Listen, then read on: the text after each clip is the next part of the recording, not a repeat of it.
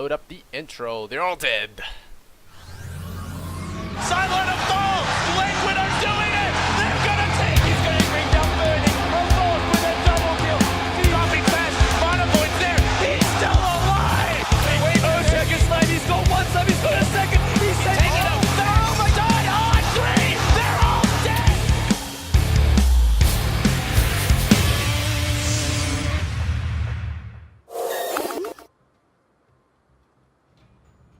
Alright, ladies and gents, welcome back to iLeague Season 3. We are in the playoffs and we have Invictus Gaming versus Energy Pacemaker in a lower bracket best of 3. Invictus Gaming one game up. They are one game away from knocking Energy Pacemaker out of the tournament and into the Boulevard of Broken Dreams. We are here with me, Lysander, and Blaze.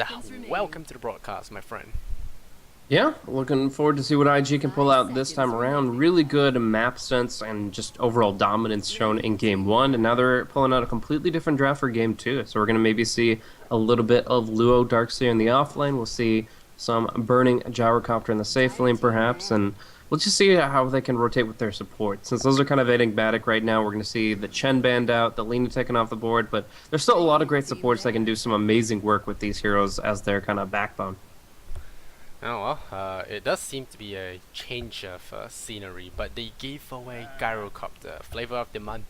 Everyone's picking him now, and he's actually really good against Undying, to be honest. Another really popular hero. Because Undying likes to get up in your face, Gyrocopter loves face.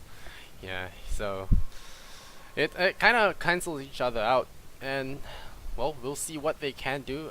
Clockwork might not actually appreciate getting too close to the Gyro as well, so I have a little bit of iffy and effy here and there, but we'll see how it works out.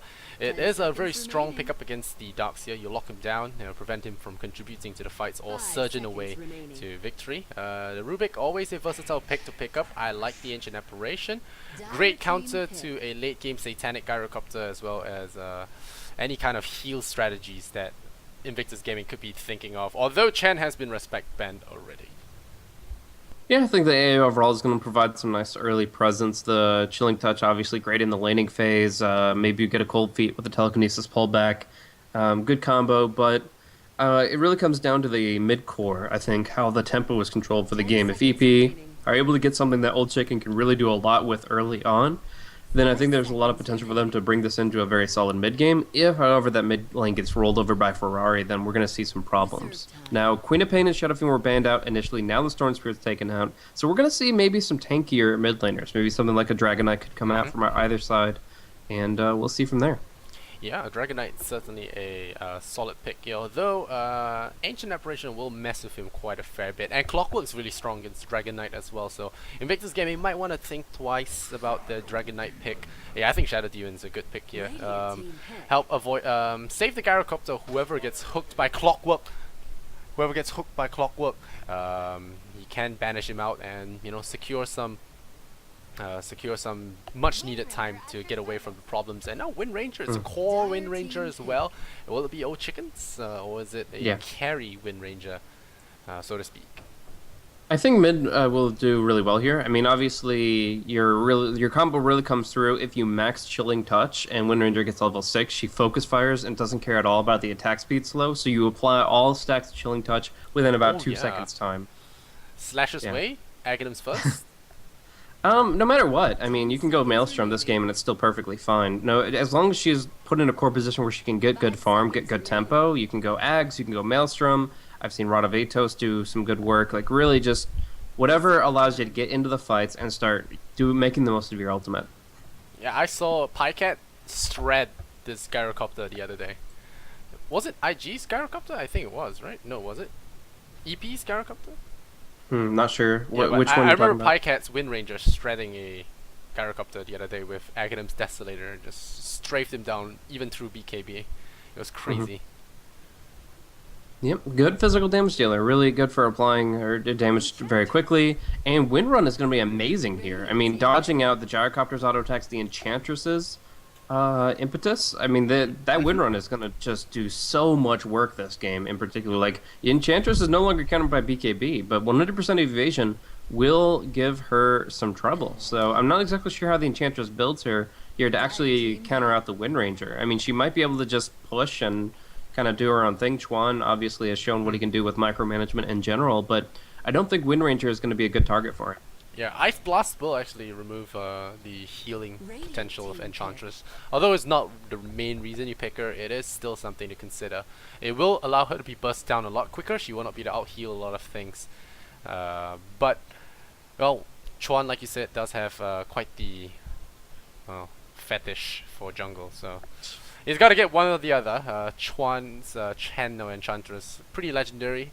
In these and Enchantress, she has this really sick combo now with Mud Golems, where you enchant the Mud Golem and wait for it to nearly time out from enchant, stun the mid laner once, and then let it split into two and stun twice more. I think it was. I'm not sure where I actually got the idea from, but I don't think it's been done yet. It's amazing. Yeah, people have talked about it since pretty much the patch came out for Mud Golems, and maybe you deny them at low HP with one auto attack, or you just wait for the timeout, and no matter the case, it's a lot of damage. Not much stun, but a lot of damage to come 125 through. times 3, yeah. Yeah.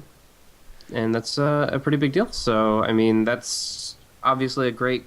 Shadow Demon Enchantress in general is going to be very involved early on, but this is interesting here, going for Wind Ranger and Drow. So, essentially, this is this Ranger strat, as it is kind of a combo exemplifying Precision Aura's strengths. Yeah. You see it commonly with Visage, but now that Precision Aura has been reworked, it's actually just better for heroes in general. So you want fast attacking heroes. I don't understand the change. Can you explain it to me? I mean, to other people that don't understand it as well. Sure. So essentially, ranged creeps that were close to Drow Ranger within 900 units always had the aura, whether it was globally activated or not. And so Visage Familiars near the Drow got the benefit. Eidolons, regular range creeps and siege creeps, that kind of thing.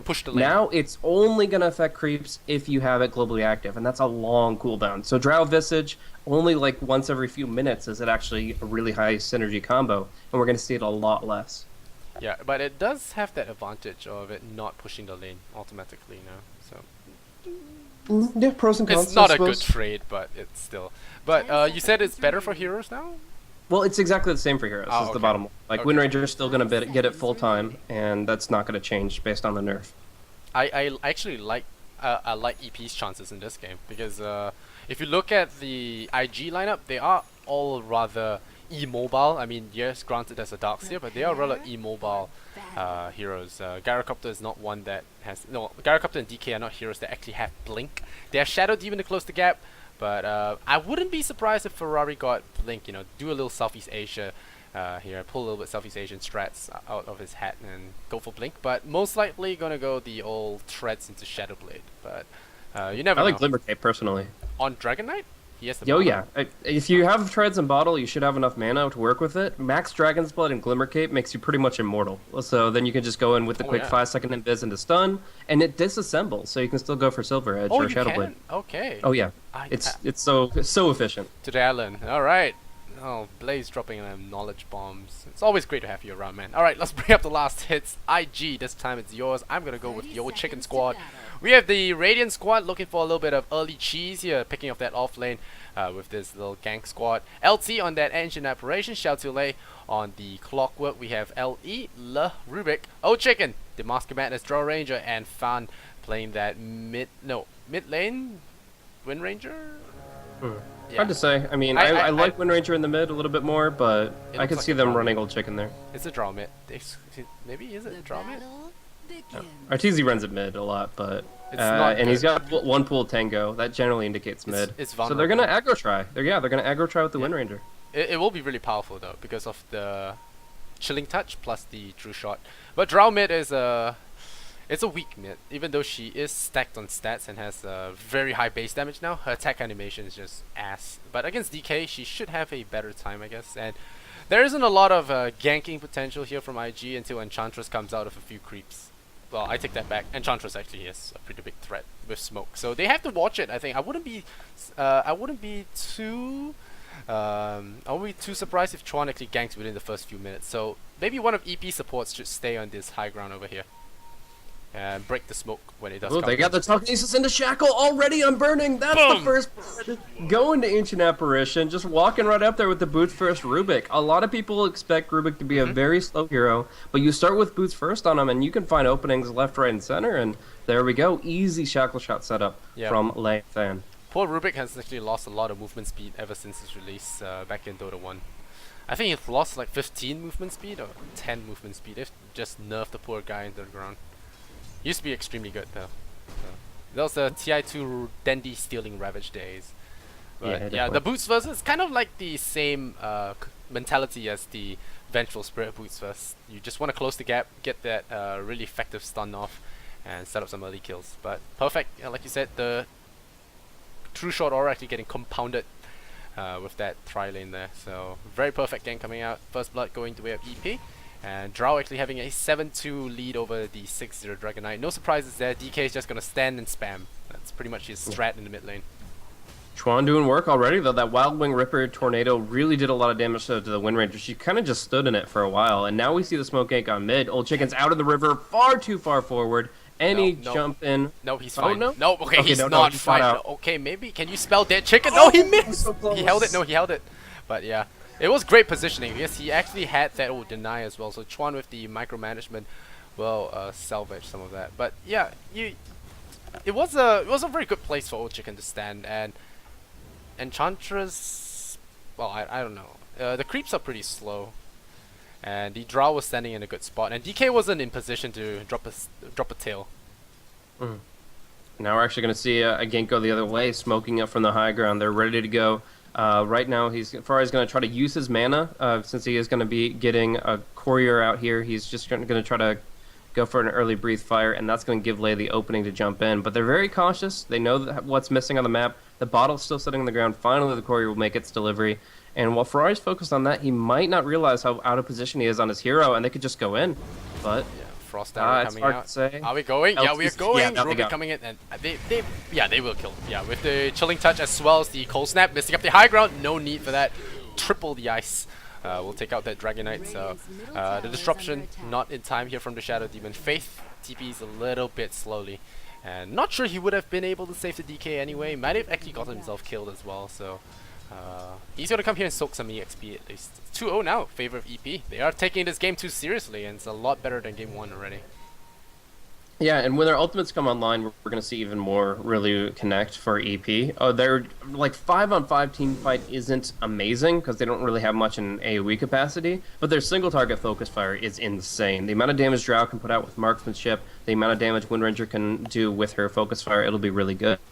However, Fan hasn't really gotten that much experience per minute. He's actually down in the bottom half here. His levels are kind of rolling slowly, so we'll see if we can find another kill to make up for that. Yeah. Well, Ferrari, he is now 0-1 and 0, and he has actually opted for no Stout Shield as well. So, although it's not going to mitigate the amount of crazy damage coming out from the Drow, but it is. Well, he might have survived if he has gone for something more tanky. But now he's just gonna go full on greed, get that threats, and most likely build into that Shadow Blade we talked about. And I don't think IG are in any serious disadvantage yet, but this Shadow Demon pick feels very odd to me. I think they picked the Shadow Demon with the intention to set up some Centaur Stomps from the Enchantress and the Gyrocopter closing in on an off lane, but they were faced with an aggressive tri-lane and thrown a curveball here. Yeah, it's not as great in the aggro try senses. I think it's still good with the draft overall, but what EP are bringing, the Shadow Demon has been a little bit slow to respond to. So they'll make their move pretty soon. They have another smoke up. They're getting in a position where they know it's not warded, and then they'll go in for this next play. They have one Mud Golem, one Centaur. Actually going to go for the shards maybe, and we'll see. But timing out. Oh no, he gets the second one. Oh wow. Yeah, so he gets the shards, and he gets the single Mud Golem too. He forgot about him though. He just kind of left him behind. Aww. But they just want to get into play. Timmy and Jimmy want to play. Alright, not going to let them play. They're just going to send a dad out. He's ready. He's got 53 seconds on that timeout, and this is a very dead Wind Ranger. Okay, disruption to start. Soul Catcher as well. Gyrocopter and they're closing it. Oh no, Chuan, please! How could you? Well, they do toss out the stun there, and there will be no more follow-up stun here. So Fawn is just going to TP out of there. That's two boo-boos there by Chuan. And bottom, Lu's going to get caught out here with Xiao Tu Lei, and they're going to actually be able to bring down the Clockwork. So not only not bringing down the Wind Ranger, but then losing the Darkseer down bottom. Man, that's just insane. I mean, honestly, I think the misplay was leading with the Disruption. You want to save Disruption until Wind Run is used, and then you just take him out of that state by essentially putting him in banishment for the duration. Oh man, LT the AFK. They're gonna be TP supports though. The DK, he's gonna get frozen up. He might not be able to get the kill with the stick charges as well. He's through the back door. LE.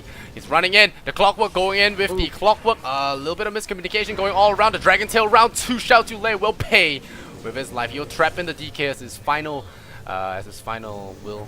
And now Ferrari gonna get his mana burnt away. Fun coming in with the shackle shot. It could be perfect. Faith, what are you doing? Diving the tower. Well, I guess there was an old chicken pecking away at him, and there was nowhere else to run. IG just falling at the seams here, burning, just shaking his head and face palming into his gyrocopter. And now gotta go back into the jungle to farm. Not sure what his team was doing. Yeah, I mean, they found an opportunity there by diving the Ancient Apparition. Was looking like a pretty easy pickup, but Cold Feet keeps them back. And then they kind of just staggered out their dive a little bit too much. They thought, okay, well, we'll just take it a step at a time. Now getting the Disruption of the Clockwork, we can pin him down, and that worked great, except for the fact that there were more reinforcements coming than IG were able to deal with their mana pools. So in the end, yeah, they get gunned down pretty hard, and now EP are 5-1, leading out pretty heavily. When these ultimates come online, that's when it gets scary. We've already got Focus Fire. The next two are going to be Spell Steal and Ice Blast to come out in just a couple levels. Old Chicken is going for what we would coin as the Congratis build. Triple Wraith Band. Just stacking up the stats. I mean, looking at him, level 8, you have close to 200 damage, I think. Okay, my math is a little bit off, but yeah, you nearly have 200 damage. By level 9, you should have it. And it's a pretty solid amount for what you're dishing out in this early game. If you look at the Enchantress, 500 health. Shadow Demon 568, so like 3 shots, quick shots to his face would take him out. Not even needing a stun, and even the DK, I mean, with only level 1 in Dragon Tail, it will not be able to survive as long. Disruption Illusions chasing after Xiao Tu Lei, but they will not secure any kills without a purge. And they might get a tier 1 tower as recompense with 5 heroes grouped there. They better get one. Oh, nice cogs. Keeps Ferrari away. So no bad dragon's gonna assault him today. And Old Chicken just pounding away at a tier 1. That's a free tier 1. What? Ancient Apparition died. Ancient Apparition's been hiding in the trees for a while. They just finally find an opening to surge in and bring him down. But yeah, in the meantime, it's kind of a 1-for-1 as far as those tier 1 towers go. So pretty good spot for EP. Okay for IG. They definitely needed this gold they get from the AA kill in the tower. But I'm still seeing more overall efficiency coming in from EP. And that Focus Fire bringing down that tier 1. Boom. Wind Ranger looking really good. At this point, we were mentioning the Drow. She has like 180 or 190 damage per shot, and she's also providing a lot to her team. The Precision Aura to this Wind Ranger is now bumping her damage up by 40. So that means during Focus Fire, she's putting out a lot of damage, and the Untouchable means nothing to Wind Ranger when she's Focus Firing the Enchantress. So she could just pummel through these lower armor heroes, and I really think like the Dragon Knight's going to be the only one to give her trouble as far as getting a quick kill. Yeah, it'll be a moderately quick kill. And Rubik swings for 100. 98 actually. That's insane. No, fun. Slash's way it is. It is going to be Slash's way. Point booster secured, and it will be Aghanom's first. I think it has a lot of potential, especially with the True Shot Aura. You can dish out huge amounts of damage without even having any damage items. Where's our True Shot? I think it's a really intelligent build here. And Old Chicken with the stat stacking, he'll be pretty bulky. And as I said it, I look at that Mask of Madness recipe. So I guess I should have seen that coming with the cosmetics he has chosen. Yeah, it's just overall, it allows him to stay active in the jungle, continue to farm up. There we go, got him. And Nice Cold pick. Snap to follow as well, and he will freeze. Yeah, no, he's just gonna go down to right clicks. Power shot, kill secures. Oh, fun. Dirty bastard. Gets that kill there. 6 and 2. IG. Damn. Resting on their game 1 laurels. Yeah, this is a little tough for them. They're kind of out of sorts. They're not moving together. They're getting picked off individually. Just trying to get that last little bit of farm to actually feel confident. Like, you look at Darkseer's items, he's only the chainmail away from his mechanism. He's bought all the recipes. He's ready to go. Just needs a little bit of armor to put him there. But as it stands, those are worthless items until the chainmail's complete, and they're just trying to get to the next stage, just trying to survive and hang on a little bit longer. But generally speaking, with a Dragonite, Enchantress, and Shadow Demon, that's not where you want to be. You want to be the ones controlling the tempo of the early game. You want to be making plays happen. Instead, they're the ones on the defensive, just trying to eke out the win. But now there's going to be a Spell Steal, Ice Blast right on Chuan. Another kill secure, this guy. Well, I guess that was just part of the burst damage, but that was very accurate from him. Just shooting from far. Right here. It's a really powerful, well, it's the power shot buff coming into effect. I mean, it would have been necessary, but it is still pretty cool to see the Wind Ranger assist from so far away. And now we see actually Lei is controlling a Dark Troll Summoner here with the Stolen Enchant, and that's a pretty powerful utility when you're looking at like a Darkseer. You can ensnare his Surge. You know, it's the counter zoo. But yeah, getting an Ice Blast so early into the game is potentially game breaking. I mean, the Ice Blast will offset a lot of this heal that's coming out from the mech, the resilience of the Dragonite. All these things are gonna be nullified by that Ice Blast. The Dragon Blood can keep the DK up for very long. Oh, disruption onto the Clockwork. Do we get a kill? No. Faith doesn't have his ultimate, and they will have Blade Mail applied here. Burning.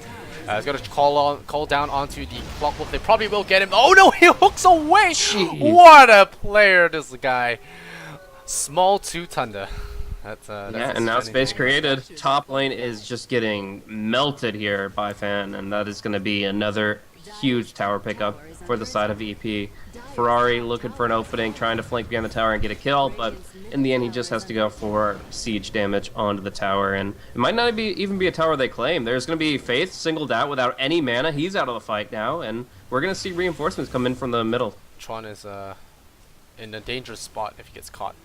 And yeah, IG will disengage, not go for the tier 1 tower, not wanting to play greedy here. I think what is their game plan actually? They're facing a lot of magic / physical damage this game. Yeah, I mean, there's no specific timing where IG are going to be feeling much more confident. I mean, getting level 2 Wall of Replica will be really good, and getting another point of the vacuum, very important. But other than that, it's just getting more and more items on Burning. Maybe Drums of Endurance helps out. Get those flat cannons out faster with the drums active. So I think, yeah, you just build yourself up a little bit more, get drums, get more wall. But here we saw EP going for a smoke play to go for the quick Roche, and it didn't work out as it got IG found them out and nearly killed the Clockwork. But now they've taken the top tier 2. They're like, yeah, we could just kind of take care of it. And with the Medallion, with all these right clicks, it's an easy Roche. Oh, Wind Ranger gets the Roshan Aegis as well, and Rubik says, "I'm no thief. I merely borrow. Borrows 2 tomatoes from Enchantress." Yeah, so Chuan's gonna be pretty mad about that, and they lose ancient stacks this time. So a lot of revenge this game. Radiant. So at this point, there's a huge net worth advantage coming in from EP. They are going to have a nice power spike when everybody hits level 11. Drow Ranger's already there, so she's already getting that extra attack speed and damage, as well as the aura. So right now, we're looking at almost like 240 damage from her. And then if you actually look at the Wind Ranger, she's already getting plus 55 from that. So with the Ags and Focus Fire being up to level 2, like this is the time where EP are at their strongest. Who needs Mask of Madness, man? Wind Ranger does it better. 15-second cooldown, max attack speed. And of course, it's worth noting that in 6.83, max attack speed did get buffed. Oh, so no. it's even faster. Ice Blast. Down he goes. Oh, that's your dots here. Well, he doesn't have his mech delayed because it's out already, but he didn't have the mana for that. And once again, more unfortunate situations happening around the map. The Clockwork has been making a lot of plays. We talked about getting better heroes for Old Chicken and Celtulay, and well, they got better heroes, alright. Chicken, not so much. It's still very. Would you say Drow is skillless? I don't know, low skill ceiling. And I mean, there's still. I mean, I would say there's still plenty of value in a high skill player playing the hero, but. Jackal, sure. Okay. Buy him some time, but the Ice Blast will fly and it will land. Rocket will take him out. He will launch a call down, but fun. He's gonna tank it like a man, and even runs to the middle to eat both of them. But no, they're gonna push full base, maybe. Yeah. Gyrocopter. So I would say that Drow is not as technical of a hero. Like canceling Spirit Breaker Charge with Gust is probably the most like high impact things she can do with her spells, but you still have to farm really well, as any carry does, and then your item decision making is actually very important. Sometimes Blink Dagger is the right call, sometimes mass stats like this is really good. It just comes down to the game. But we're gonna see a hookshot blocked by a melee creep, and they're just gonna kind of zone them off of the tower, take that down quick. Yeah, looking for big plays, but Rubik, bigger plays. A shackle shot. If that one had latched, it would have been game ending. Shackle shot will miss, but the power shot will not. Piercing 3 heroes there, doing quite a bit of damage, and they'll be going in for round 2. You talked about Focus Fire being pretty good with that 15-second cooldown. Well, now there's an Aghanim Scepter on top of that. I think it just came. So more damage coming on to this melee Rex. I don't expect it to stay alive for long. They are smoking up. They're looking for the biggest initiation. If they hold this, they have a chance, but otherwise I don't see them winning after such a huge drawback. Now Ferrari gonna go for the clang onto Fan. There is an Aegis though. Concentrating their firepower into this might not be bad. Luo once again gets his ass caught off guard. Not going to be coming back into this one. Burning getting strafed down by arrows. Fan going to turn his attention to that Dragonite medallion down. Dragon scales or not, Fan is going to be dominating this game. And Burning only going to scuttle away. And Chuan says, G frickin' G, I will do better in game 3. What is 16-minute games? We talked about topping it, and they really topped it. I mean, the last game was 17:59, and this one 16:29. So EP had a better team, right? Yeah, much better draft, good movement on the map in general. They didn't face as much pressure from IG, but I think a really defining aspect was how they responded to the Enchantress's movements. Like you were talking about Old Chicken's positioning on the mid lane, not getting killed off. If the Dragonite starts gaining momentum by killing off the Drow early there, then that's a completely different lane. But because he's able to play defensive enough to avoid the ganks coming in, they kill off Darkseer multiple times, they find good kill opportunities, and they progress to this stage where they all do insane damage.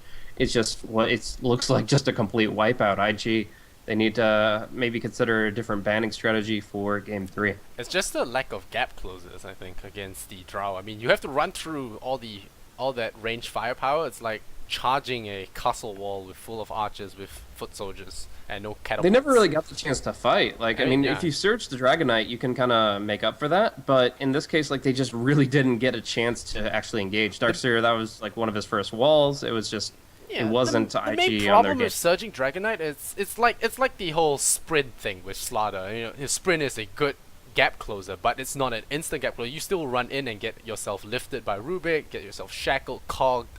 There are a lot of things in your way, whereas Blink gets you in right away, or Storm Zip, Queen Blink, all of these kind of things. So I think it was just basically that. Maybe perhaps the Faceless Void would have turned out better. I don't know.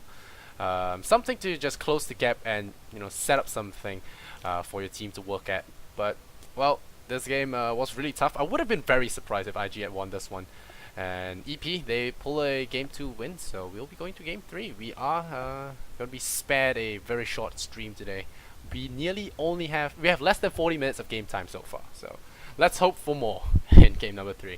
Anyway guys, you're watching Beyond the Summit. I'm Lysander, he is Blaze, our name's on the top right corner. You can give us a follow on Twitter, like us on Facebook. I'm not sure if you have Facebook, Blaze, but you can follow us on Twitter. Definitely give us your feedback and send us your love, and we'll be right back with game number 3. Don't go anywhere. Much love and Kappa.